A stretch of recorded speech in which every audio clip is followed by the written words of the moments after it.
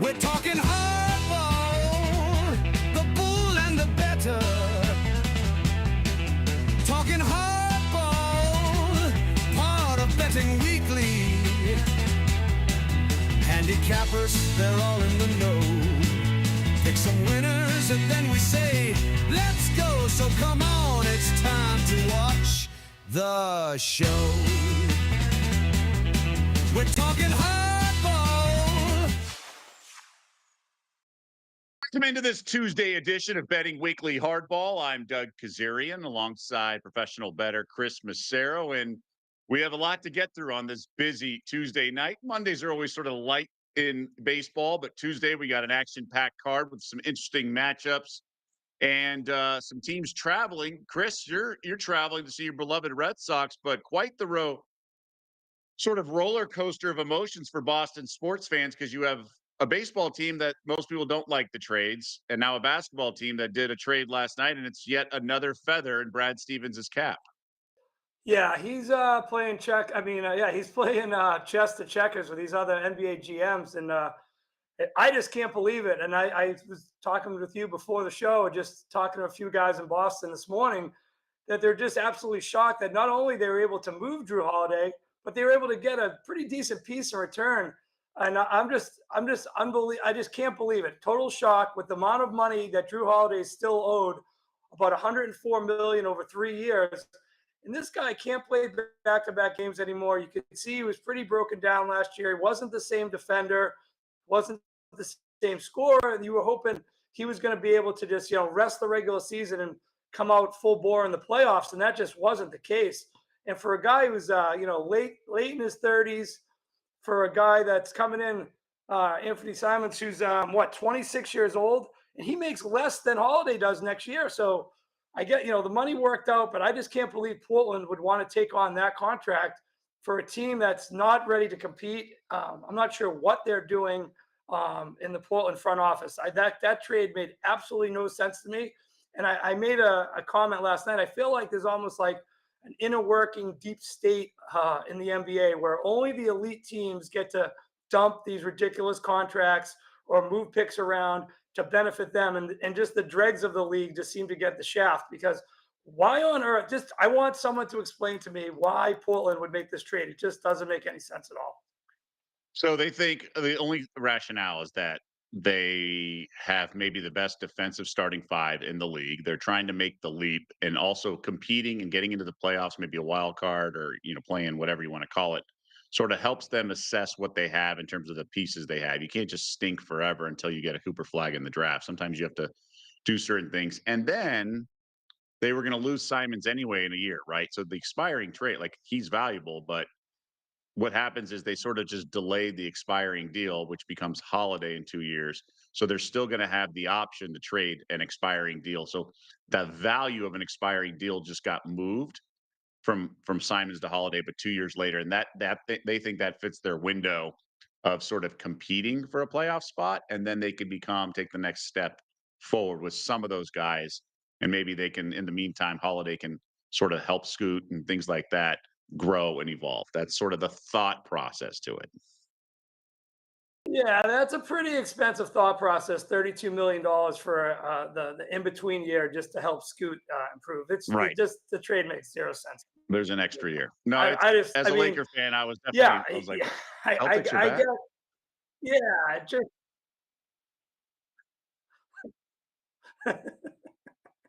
Well, it's a baseball show. We'll I have don't know. much It didn't more. make sense to me. I just thought it was crazy. As for the Red Sox, I don't know. Yeah, I was just saying, as a Red Sox fan, if anyone stayed up to watch the Red Sox last night, what a just I don't even know where to begin. The 4 runners thrown out on the base paths by the first 5 innings.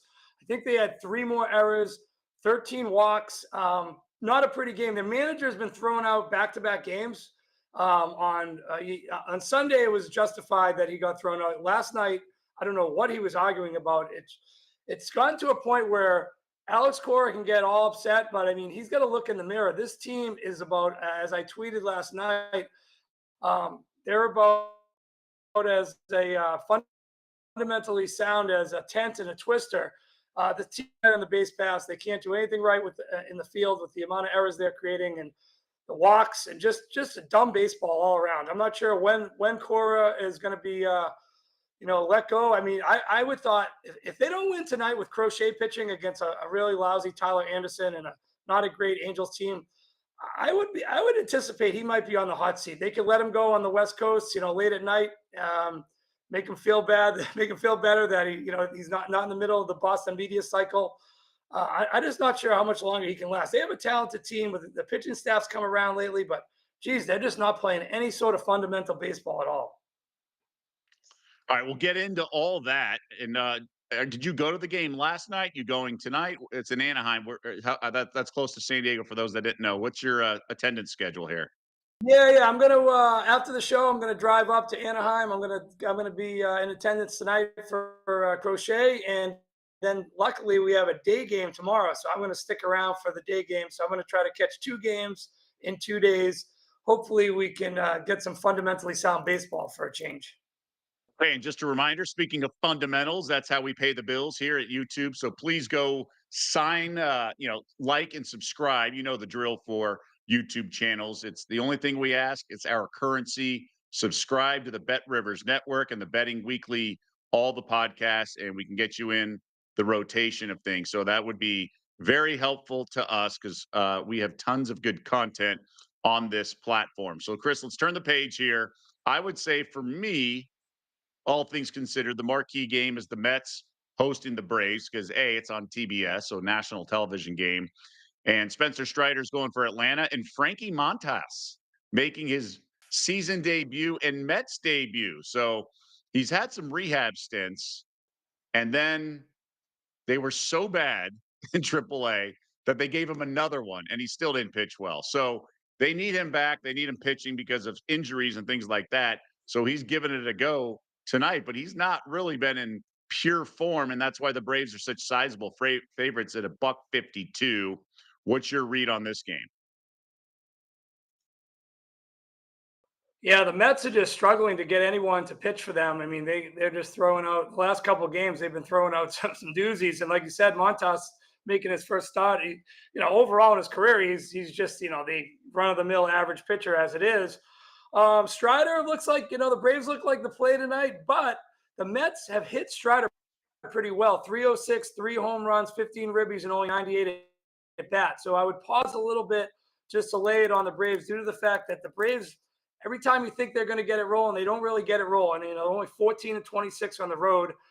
Mets are really strong at home, 27 and 11. So I don't have a play on this game. Actually, I do have a small play because the Nerfy is 8-0 the last 8 Braves games at Citi Field. So I took a little small shot on that. No run first inning on the Braves just due to the trend. 8 straight times Braves have played at Citi Field. The Nerfy has gone 8-0. Okay, so in Frankie Montas, you trust. I'm going to lay the $1.52. It does seem a little fishy. Now, the first 5 run line's much higher, which makes sense. You have to pay a little bit of a tax to isolate the pitching matchup in the first 5. But I would just do the game line. And you mentioned that some of the Mets batters have done well against Strider. In Strider's last start, happened to be at home against the Mets, 6 shutout innings, scattering 5 hits. So I'm okay with Strider here. It really is sort of 50-50 for me. Bet on Strider as much as it's a bet against Montas. If he's struggling in his you know rehab starts, how much stock do you put into that? The fact that he's been touched up in his AAA rehab starts. Well, it's obviously not great, but again, like I mentioned, the Mets have no one to turn to. They're just the dearth of pitching is just a big trouble. That's why they've been on the slide lately. So I'm just kind of going with the trend. Sometimes the trend's your friend till it's not. But I like 8 in a row. That seems like a good one to be on. I'm not going. It's not a big bet, just a little wet my beak and see what happens. See if we can get to 9-0 on this Nerfy trend. Okay, fair enough. Scooble, he's as good as they come right now in the big leagues. He's going for the Tigers. They are monster favorites as they host the Athletics. It's a low total of 7.5. So Scooble really not expected to give up much at all. In terms of the awards in the American League, he's a minus 305 favorite to win the American League Cy Young. When Max Fried was starting out, and pitching well, maybe there was an element that he could be in the mix. And obviously, Scooble wasn't that big of a favorite then, but now over $3, he's the guy. I love my favorite part about Scooble is how he gets out of jams. He's such a competitor and he's such a stud, but sometimes he does get first and second no out or first and second one out, and he gets out of it and he's just so fired up. So with Severino going now, Severino's been pitching well. He's a mixed bag, right? We don't really know what he is at this stage of his career. I'm looking at the A's under 2.5 runs. I know that's a lot and trust the Detroit bullpen, but I think this is a 4-1 kind of game, 4-0 kind of game.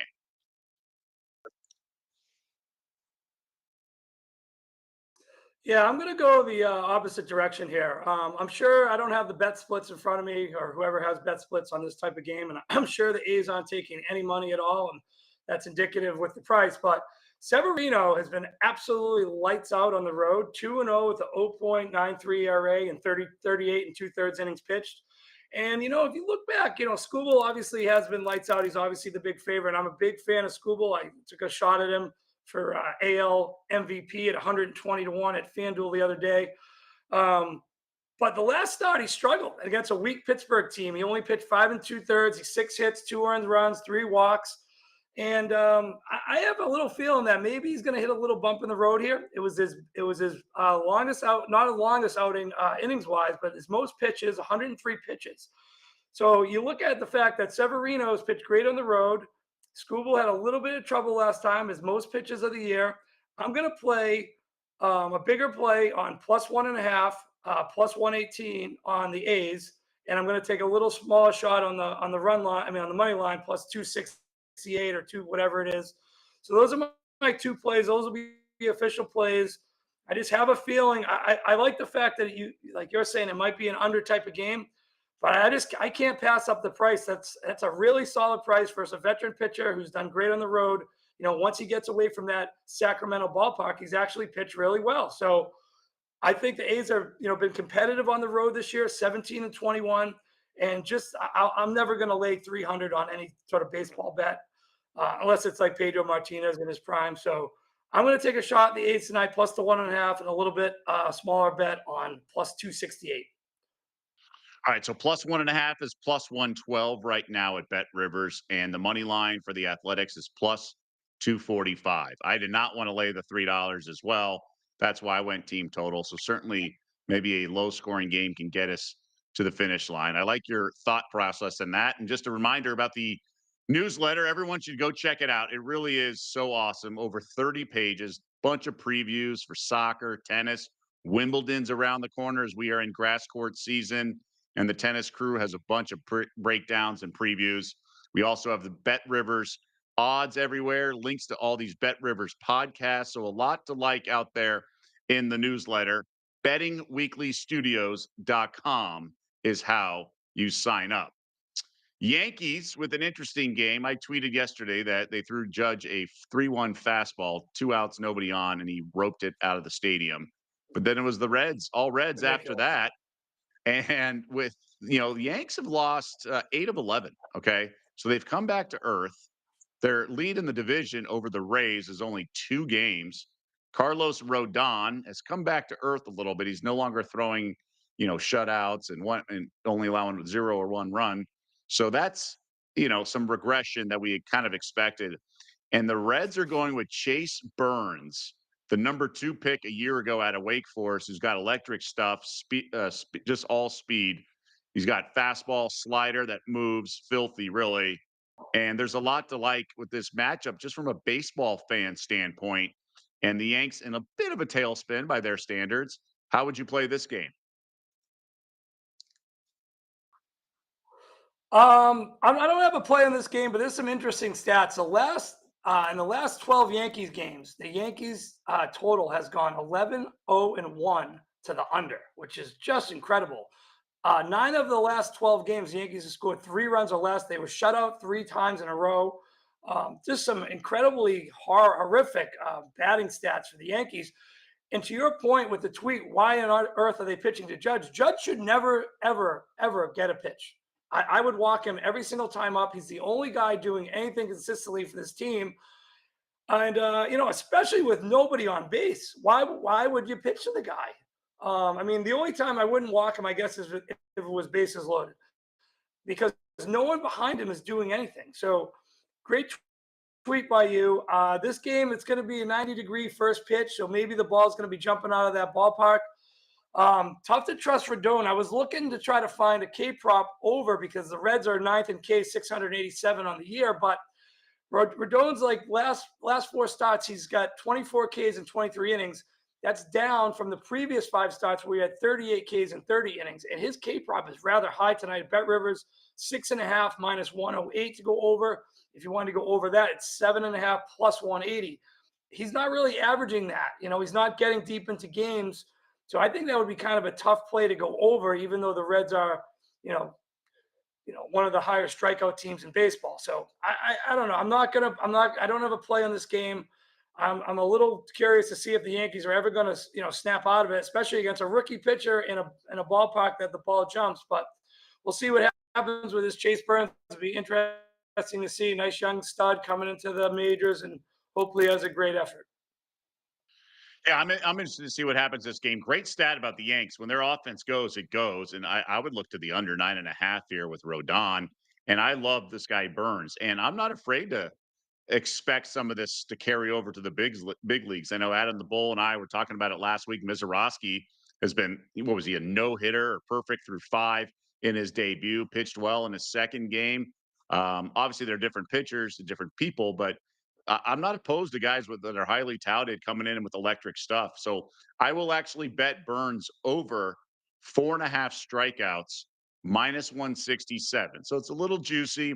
Over 5.5 Ks is plus money. So if you want to push it a little bit, but I think he's going to let it rip. I don't think much of these Yankees hitters. Maybe they try to put in play, but to Chris's point, these unders have been hitting, and so they're not exactly seeing the ball well. So I'm in a rush to fade them. I think under 9.5 for the game's probably a good bet as well, because I think Burns will be really good, and I think Rodon should be fine against this Reds lineup. But Chris, you mentioned the Heat, and you mentioned the fact that Rodon's been sort of tailing off a little bit. So yeah, I am nervous in that regard with that. But I think they're going to have trouble. Or at least the Yankees will have trouble hitting Burns. So I'm comfortable with this situation for now. Yeah, it's a good bet with the strikeout prop. But sure, make sure Stanton's in that lineup because he's usually good for two. Yeah, we'll have to keep an eye on that. So that's my second official play. Another game that's I think interesting because Bubic is pitching for the Royals as Kansas City hosts Tampa. I mentioned the Rays being just 2 games back of the Yankees, so they're playing some good ball, surging while the Yanks have lost 8 of 11, as I alluded to. But Bubic has gotten touched up the last couple of games, so we were waiting for this. We were waiting for this guy to come back to earth. His ERA was 1.43. And now, after a couple bad outings by his standards, it's 2.12. So still respectable and then some on the year, but it's gone up over a half, point 7 of a run since, just over his last 2 starts. So Royals, though, with Bubic and it being at home, are buck 43, over unders 8.5. So kind of on the low side. Any play here? I got nothing. Anything? Yeah, I'm leaning towards the under here. 6 of the last 7 Rays road games versus the AL Central have gone under. I think Bubic, he'll be all right. 6-4, 2.12. I know you said he got touched up lately, but he's solid at home, 2.43 ERA. Interesting stat. The Rays have only played 28 road games, and they've been flying high this month. I look for a little bit of regression from them, but I think this could be just like an under game, maybe like a 3-2 or 4-3 final. I'm going to have a small play on the under, just following the trend and following that. The Royals offense obviously doesn't do much at all, and then hoping for Bubic to bounce back a little bit. So coupling those two together, plus the trend of the 6 of 7 Rays road games versus Central going under, small play on the under 8.5 minus 113 for me. I can get behind that for sure. I mean, look, this Rays lineup has no one intimidating, but they have a lot of good hitters or average hitters. So maybe they can piece it together, but Bubic should be able to handle them as well. That's not a guy you need to want to have multiple hits in an inning to get up some multiple runs. So I could see this certainly going under 8.5 is a way as how I would play it, at least in my eyes. You mentioned SoCal's going some baseball tonight. There's one in your backyard with the Padres hosting the Nationals. Trevor Williams going for the Nats, Berger going for the Pods. This game on national television late night on MLB Network. The Padres of $1.80 feels high for Berger, but I don't love Williams. Any opinion here? I couldn't get behind the Padres the way they're playing right now. Their pitching is completely fallen off. Their starting pitching is non-existent, and the bullpen is just so overworked. It was overworked last year, and it's been overworked this year. Last night they were massive favorites. They were down 6-0 early. They valiantly tried to come back. They scored a bunch of runs in the last few innings, to make it a respectable 10-6. But Washington jumped all over the Padres, and I mean, it would be Nats or pass. I'm not gonna be involved in this game. It's tough to trust Berger too. He's only had one inning pitch at Petco Park, so who really knows? What he's really is all about. I know he has a decent ERA on the road. And Williams, though, you're right, has been not something you want to get behind. So this is just a pass game for me. Washington's not a great team, but they've actually been fighting pretty well. They had that lead against the Dodgers on Sunday, and then it was 3-0, and then it got away from them. They gave up like 14 straight runs, but they're fighting. They're Grand trying. Slam for Muncie too. Grand Yeah, Slam got it started. yeah, they're just, they don't have much. They don't have much of a team, but they're fighting a little bit. I wouldn't be. I'm not going to play this game. I don't like the way the Padres pitching staff, front end and back end, have been of late. Okay, fair enough. Well broken down, better than I did, but we both arrived at the same conclusion. It's just the price is right. That's one way to put it, right? You have these breakdowns, no pick here, but certainly a matchup to watch or a line to watch. See what happens between now and first pitch. Maybe the odds will move in a certain direction. Just a reminder, we have Wimbledon around the corner, and there's a special live show with Nigel Seeley, Rory, and Tim breaking down the bracket draw for Wimbledon. That's 5 a.m. Eastern on Friday. The live shows, as always, are available on demand on YouTube. So some good insight as the draw, authentic reaction from the three guys, and they've been great on tennis for the entire calendar season. So there's another opportunity at the as the draw is announced for the All England Club to check it out. Chris, the SoCal game that you are attending tonight in Anaheim, Angels hosting your beloved Red Sox. Crochet going for Boston. What an acquisition in the offseason he's been. The lefty coming over from the White Sox, been fantastic. Tyler Anderson, former White Sox pitcher, going as well. Boston's got a 3-game skid here after some momentum overlapping with the Devers trade, things like that. They are on a 3-game losing streak. Angels are sneaky decent, maybe, I guess. But I wouldn't want to bet on the Halos here because I think Anderson kind of stinks. What about you?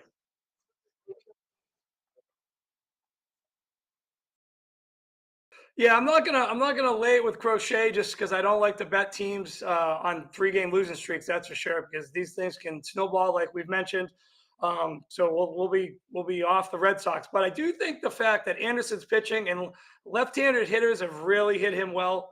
316 with 7 home runs and only 95 at bat. So maybe look for a Roman Anthony home run prop tonight. The kid doesn't have the greatest stats, but if you watch his at bats, very, very professional. He goes the other way with the ball. He's taking a lot of walks. He's going to get hot eventually. And in this ballpark, it's going to be warm weather tonight against a pitcher that's, prone to giving up the long ball. I think Roman Anthony home run prop, I think you can get that around plus 450, around that area. I think that might be worth a shot, something I'll probably be on tonight. You would expect Crochet to pitch well, but a lot of times the Red Sox don't seem to score a lot when Crochet pitches, although he is 7-1 on the road, 2.25 ERA. So I expect a big outing for him. They need to stop this skid and hopefully win the day game tomorrow to get back to Boston at a reasonable depth from the Yankees. You don't want to get, you cut it to 4 games. Now you're back to 6 games. You don't want it to get extended any longer. You want to be able to, keep distance with the Yankees for the division. Okay. All right. So I agree with the Red Sox. And by the way, Tyler Anderson's on his 6th team in a decade in the big league. So it's not a good sign. I know the Dodgers, he did okay, at least in the first half of the season. I want to say he was an all-star that year in 2022. And I know a little bit about him because he's a Vegas native. I almost want to say he was like Bryce Harper's teammate or something like that back in the day in Vegas at Las Vegas High School, home of the Wildcats. But yeah, he's a journeyman pitcher. I think the Red Sox could beat him down, but that's why they're $1.75, and I think the price is right. So no play for me as well. But I like your little Anthony, um, sprinkle of a home run prop. Couple trends to break down. Don't have a ton, but Minnesota's hosting Seattle. Twins have the longest streak in all of baseball at 4 straight losses. So there's one 4-game skid, there's one 3-game skid, Boston we just mentioned, and then everyone's on a win or losing streak at 0, 1, or 2. I don't think I've ever seen that, but it's kind of a random stat.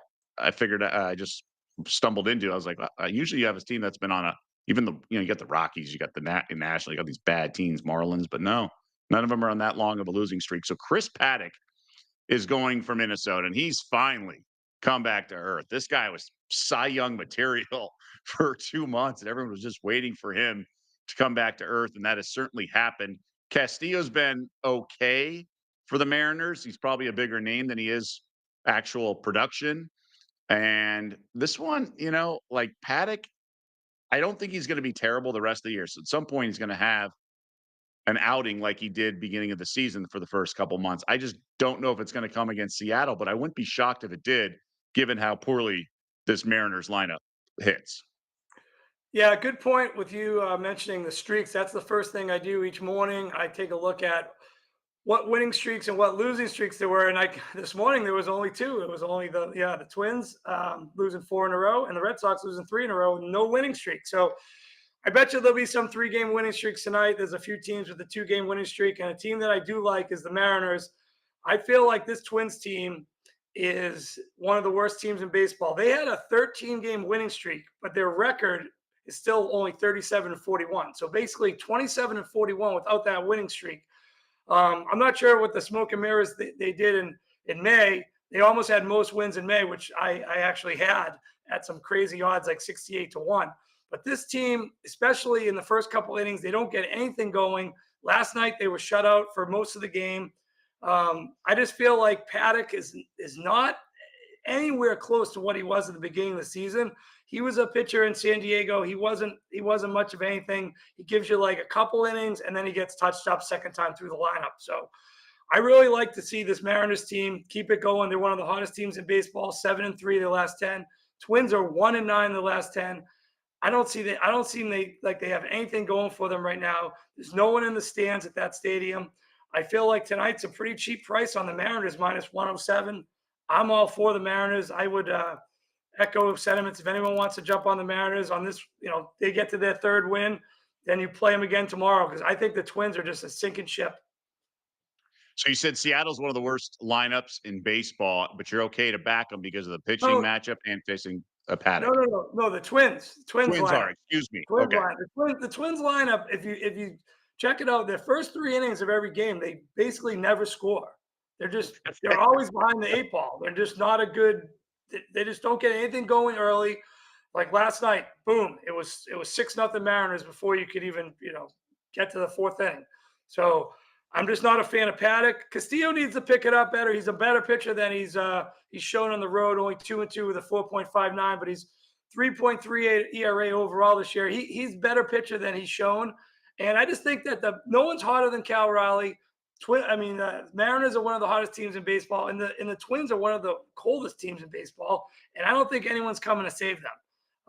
They have that ridiculous extent. I was tweeting back and forth with our buddy Weston, guy in Cornfields on X last night.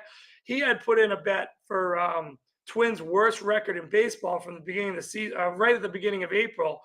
And we were just laughing, like, how the heck did they ever win 13 in a row? Because this team just doesn't make sense. And they have that ridiculous extension that they gave to Rocco Baldelli, their manager. I don't know what this team's doing. Their front office doesn't spend any money. Half of their games aren't even on TV. It's just not a good situation to be backing the Twins, and especially at a price where they're the favorite. I don't understand why they're the favorite in this game. If I'm wrong, I'm wrong. I'm going to be backing the Mariners today. All right, so you're on the M's -107, and you're right. Castillo is a better pitcher than his numbers would indicate. It'd be good to see him kind of get back into form. And Paddock, Paddock, water's finding its level, as they like to say. Rockies, it wouldn't be a betting weekly hardball without a mention of the Colorado Rockies. And we just want to remind everyone we are Monday through Friday, 2 p.m. Eastern, 11 a.m. Pacific. And we also have betting weekly fast break. And just because the NBA Finals is over doesn't mean we won't have hoops talk. We have plenty of action, including 4 WNBA games tonight. We also have the NBA draft tomorrow. Some props are on the menu at Bet River. So we'll be discussing that in about a half hour from now. That's every weekday, 3 p.m. Eastern, noon Pacific. So let's continue our discussion. We like to focus on the Rockies, and they're now respectable, all things considered, at least of late. Dodgers, 275 road favorites, but we don't know who's going to start for them. German Marquez going for Colorado. But check out these numbers, Chris, for the Rockies. They're 5-3 in their last 8 games, winning baseball. In their last 19 games, 9-10. So not awful, but that's because they've also gone 6-1 against Miami and the Nationals. So playing bad teams will help your record, even if you're historically bad like the Rockies. But they've come back to earth when they face good competition. Here they are. Both teams were off yesterday. We don't know who's pitching for the Dodgers, but I'd almost say the Dodgers are cheap at minus 275, all things considered. They murder righties.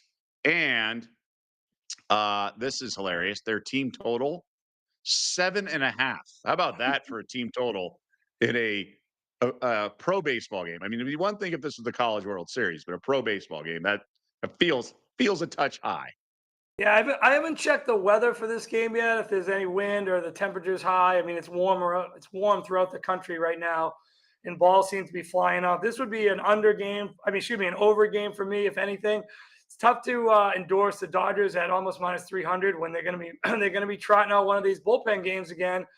And we've seen the Dodgers. One of their Achilles heel has been pitching all season. They can't keep anyone healthy, and they've been giving up plenty of runs. So the Rockies can hit a little bit, especially in that ballpark. We all know the Dodgers can mash. So this would be an overplay for me. I'll be maybe looking at it a little bit longer later in the day when we get we get the confirmed pitching matchup and I check out the weather and stuff. But it would definitely be over a pass. I couldn't endorse anything else on this game. Yeah, I would too. I mean, honestly, part of me does want to lay it with the Dodgers at run line. I think Marquez stinks, and whoever the opener's been has been fine of late. So I don't know. That's just an opinion there. But Marquez that does Marquez is terrible. He's it's amazing. His name is in the lineup card every 5 days. It's like him and Freeland and some of these guys have been there for a couple of years and they've just been atrocious. I'm just shocked they're still in the rotation.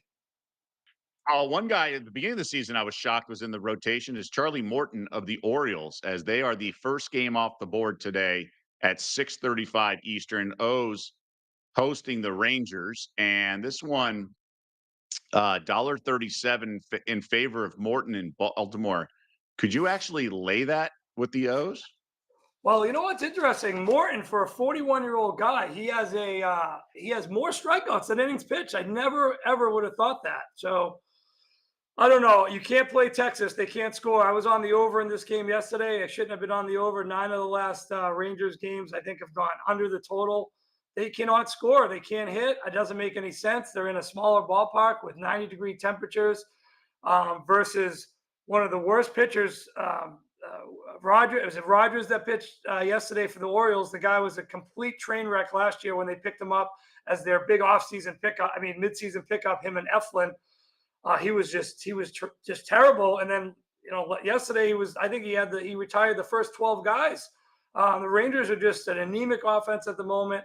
It would be under or nothing or Orioles or nothing. I'm not involved in this game at the moment, but I'm in shock at how bad. We've talked about it on this show multiple times. What is going on with this Rangers offense? It just cannot get anything going. Yeah, it's very perplexing because I was talking about the futures market. It's just really tough. I mean, they have the right pitching, particularly DeGrom, and it just makes you wonder what else do they have to do to kind of right the ship and get some bats going. Are they going to add one? Right, they're in a pretty big market, all things considered. I know Arlington, but Dallas market, they could certainly add a bat or two. It's just who's out there and who's someone who can help this anemic lineup. So a lot to consider in that regard. Anything else jump out to you in today's baseball card? Let me just make one correction. It was Texas' last 11 games versus the AL East have gone under. So they've been playing the AL Okay. East a lot. So that just, they just can't hit. I don't really have anything else. I really was excited about this A's play. Maybe I'll look like an idiot tomorrow, or tonight. But I just really thought Severino, that jumped out at me. He's a quality pitcher. It's not like Detroit has this, 27 Yankees lineup. I think he can handle them. And I think, usually when you go up against the best pitcher in baseball, you get a little extra juice, and maybe the A's can keep it close tonight. So that's one I really liked, and I think there's really, really a lot of value based on the fact Severino's pitched really well on the road. All right, so small play for you on the A's money line, but A's plus 1.5, plus 112. Also, the Mariners minus 107. I have two plays. I am going to jump on that Baltimore under. I'm going to ride Morton and then Texas. I think 9.5 is a little too high for that Rangers offense to be involved in. So I'll play under 9.5. I'll also take the Braves minus 152 as they visit Frankie Montas and the Mets. And then I'll also do the prop with Burns. And Burns making his big league debut. I'll go over 4.5 Ks minus 167. So a little bit of everything, some juice there. You can maybe parlay a couple to get plus money and avoid the big hit if it goes against you. But those are the two plays I have, and that's going to do it for this edition of Betting Weekly Hardball. We appreciate everyone tuning in Monday through Friday, 2 p.m. Eastern, 11 a.m. Pacific. Also, don't forget to subscribe and like. You know that's what needs to happen behind the scenes for YouTube. So help us out if you get a chance. Coming up top of the hour, Betting Weekly Fast Break. We'll discuss the Boston Celtics, who I don't think are done making any moves. They're making a push in the Eastern Conference, given how wide open it is.